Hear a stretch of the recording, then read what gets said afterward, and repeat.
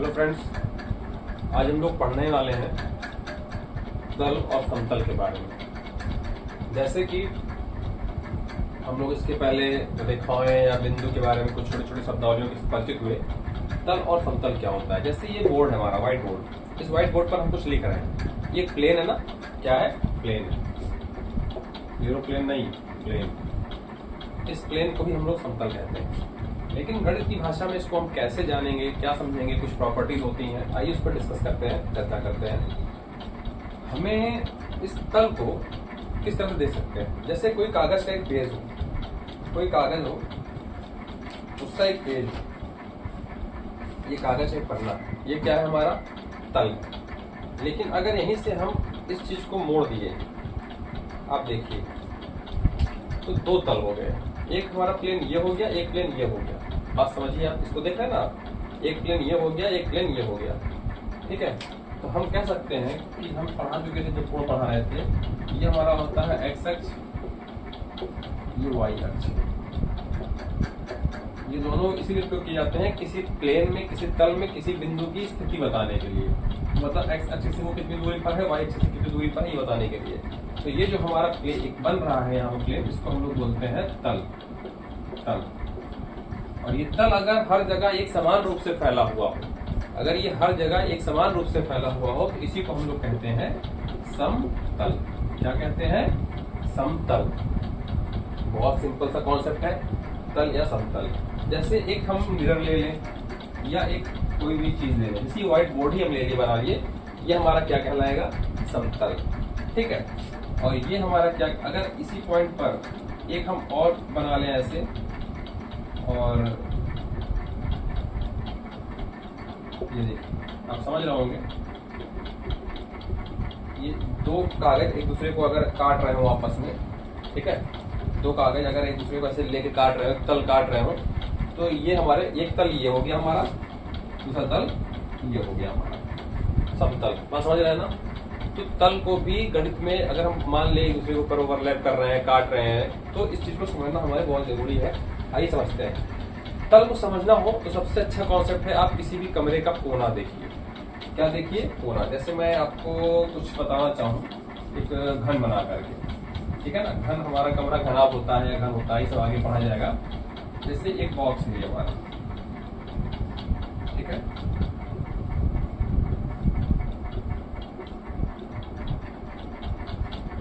एक बॉक्स हो गया ना। तो ये जो कमरा होता है, कमरे का कोना देखिए, ये कोना ही तो है कमरे का। इस कमरे में एक तल आपका ये बन रहा है, ये दूसरा तल ये बन रहा है, तीसरा तल ये बन रहा है। ये फर्श है हमारी, ये दीवार है, ये दीवार है, ठीक है ना? तो एक पॉइंट पर कितने तल आपस में मिल सकते हैं? कभी सोचा? 3 तल। 1 2 3 तल। एक बिंदु पर कितने तल टच हो सकते हैं? 3 तल। वो बिंदु क्या है? ये वाला बिंदु। इस बिंदु पर देखेंगे तो इधर वाला तल होगा। तो कमरे के आप देखेंगे बैठ करके अपने कमरे में, ऊपर छत की तरफ 4 कोने आपको दिखाई पड़ेंगे और जमीन में 4 कोने दिखाई पड़ेंगे। और आप देखेंगे उस छत वाले पॉइंट से छत टच होता है और बाकी 2 दीवारें टच होती हैं। और जमीन में आप देखेंगे कि जमीन हमारा टच होता है, एक तल ये हो गया और 2 दीवारें टच होती हैं। इस तरह से ये हमारे, ये जो आप देख रहे हो, ये वाला तल, एक तल ये हो गया, एक तल इधर का हो गया और एक तल इधर का हो गया। ये 3 तल हमारे इस जगह पर टच करते हैं। तो ये तल एक समान रूप से अगर है, उबड़ खाबड़ नहीं, एकदम प्लेन है, तो इसको हम लोग क्या नाम दे देते हैं? समतल दे देते हैं। ठीक है। इसके बारे में थोड़ा सा हम लोग जानने की कोशिश करेंगे कि गणित में अगर सवाल आता है या ज्यामिति में आता है तो कैसे पूछता है। उसके थोड़ी प्रॉपर्टीज के बारे में चर्चा कर लेते हैं। इसमें कहा गया है कि अगर कोई एक बिंदु है, इस बिंदु से होकर कितने तल खींचे जा सकते हैं? कितने तल? एक बिंदु से होकर के कितने तल खींचे जा सकते हैं? अब थोड़ा सा अजीब लग रहा है सुनने में, हम कह सकते हैं कि एक तल में कितने बिंदु हो सकते हैं? नहीं, ये एक बिंदु कितने तलों पे एक साथ हो सकता है। अभी आपने देखा कि ये हमने बताया था, ये जो पॉइंट बना था आपने देखा, मैंने इसमें बताया था, इस घनाभ में ये 3 बिंदुओं को टच करता है। ठीक है, 1 2 3 बिंदुओं, 3 तल एक बिंदु को टच करता है। टच करना अलग होता है, ठीक है, लेकिन इसी तल पर उपस्थित होना कितने तल आप खींच सकते हो? आप ऐसे एक तल खींच सकते हो, नहीं खींच सकते। आप ऐसे भी खींच सकते हो, आप ऐसे खींच सकते हो, आप ऐसे करके कई तल बना सकते हो। मतलब एक बिंदु अगर है तो वो कई तल पर हो सकता है। समझ में आ गया?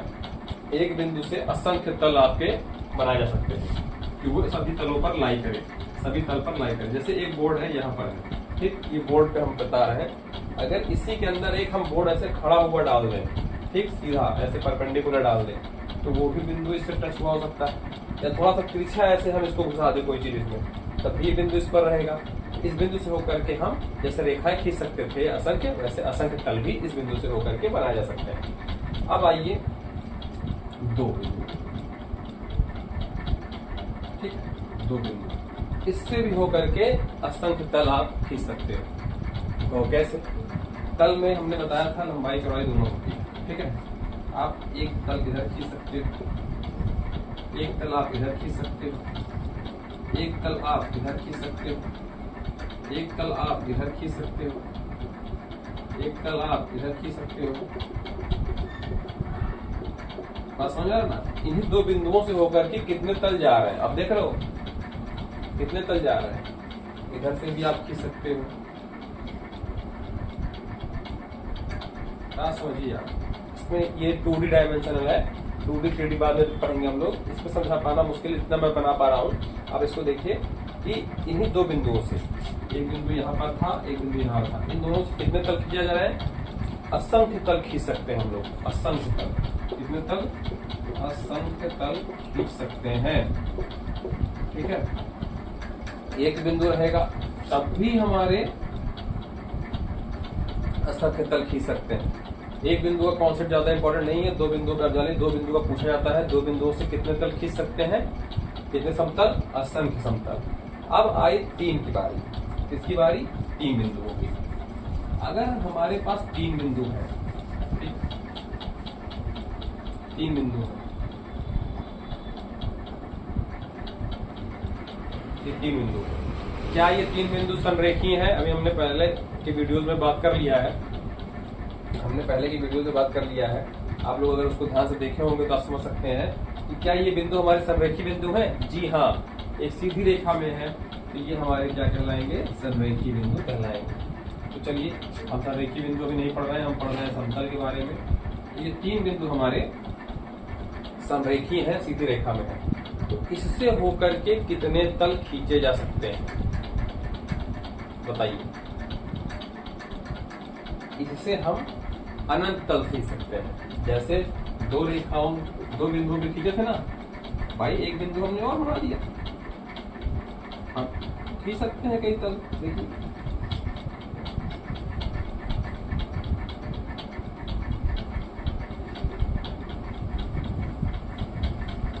ठीक है ना, ये तल मेरी बिंदु है, इस तल मेरी बिंदु है, इस तल में बिंदु है, कई तलों में बिंदु है ना, ऐसे तमाम आप तल खींच सकते हो इन बिंदुओं से होकर के, ठीक है।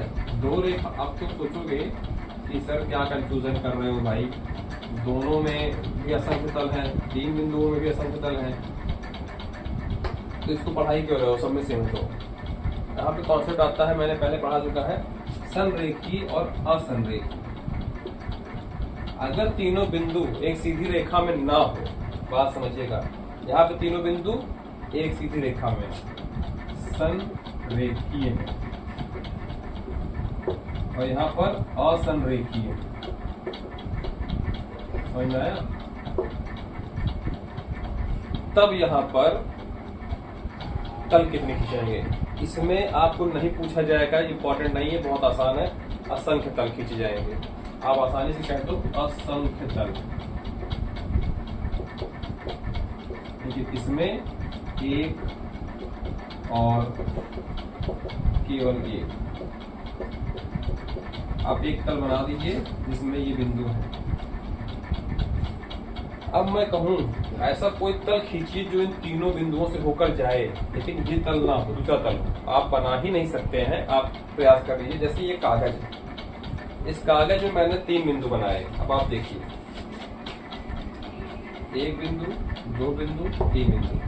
अब इस तीन बिंदु से होता हुआ अगर हम एक तल ले भी जाएंगे या तो इस दो बिंदुओं से होकर जाएगा, या इन दो बिंदुओं से होकर जाएगा, या इन दो बिंदुओं से होकर जाएगा। अगर हम कोई तल इसमें खींचना भी चाहेंगे तो या तो वो इन दो बिंदुओं से होकर जाएगा भाई, या तो हम ऐसे खींच सकते हैं, बात समझिए, ये छूट जाएगा, या फिर हम ऐसे खींच सकते हैं, ये छूट जाएगा। बात समझ रहे हैं ना? तो कहने का मतलब क्या है, ज्यामिति की प्रॉपर्टी में ये 2D बोर्ड है, इसमें हम उस चीज को नहीं बता पा रहे हैं 3D को। आप समझिए, आप समझिए इस चीज को। अगर आपसे पूछेगा कि तीन बिंदुओं से होकर के कितने समतल बनाए जा सकते हैं, वो भी तब जब तीनों बिंदु एक सीधी रेखा में ना हो, संरेखीय ना हो, अलग अलग दिशा में हो, तब एक तल और केवल एक तल खींचा जा सकता है। तीनों बिंदु अगर आपस में संरेखीय है तो असंख्य तल खींच सकते हैं, और दो बिंदु है तो इनसे तो दो बिंदु संरेखीय ही होंगे। आप समझो, दो बिंदु खींचे गए हैं, दो बिंदु संरेखीय। हाँ, एक बात और समझ लीजिए, संरेखीय होने के लिए तीन बिंदुओं का होना जरूरी है। दो बिंदु चाहे आप इधर बना दो, चाहे इधर बना दो, चाहे इधर बना दो, एक सीधी रेखा में इधर खींच सकते हो। ये भी संरेखीय है, ये भी संरेखीय है। तो संरेखीय कॉन्सेप्ट आने के लिए कम से कम कितने बिंदु की जरूरत पड़ेगी? 1 2 3, ठीक, क्योंकि तीसरा बिंदु अगर हट गया यहाँ से यहाँ आ गया तो ये संरेखीय नहीं है, और यही चीज अगर यहाँ बैठ गया तो ये क्या है? संरेखीय है। तो समतल के बारे में आप इतना समझ लीजिए कि यदि दो बिंदुओं से होकर समतल खींचे जाने की बात करें, या कितने समतल इस पर लाई करेंगे या टच करेंगे, तो अनंत या असंख्य। तीन बिंदु अगर एक सीधी रेखा में तो कितने समतल से खींचे जाएंगे? असंख्य। और अगर तीन बिंदु सीधी रेखा में नहीं है तो कितने समतल खींचे जाएंगे? केवल और केवल एक। ठीक है ना? कोई डाउट होता है तो कमेंट सेक्शन में पूछ सकते हैं। धन्यवाद।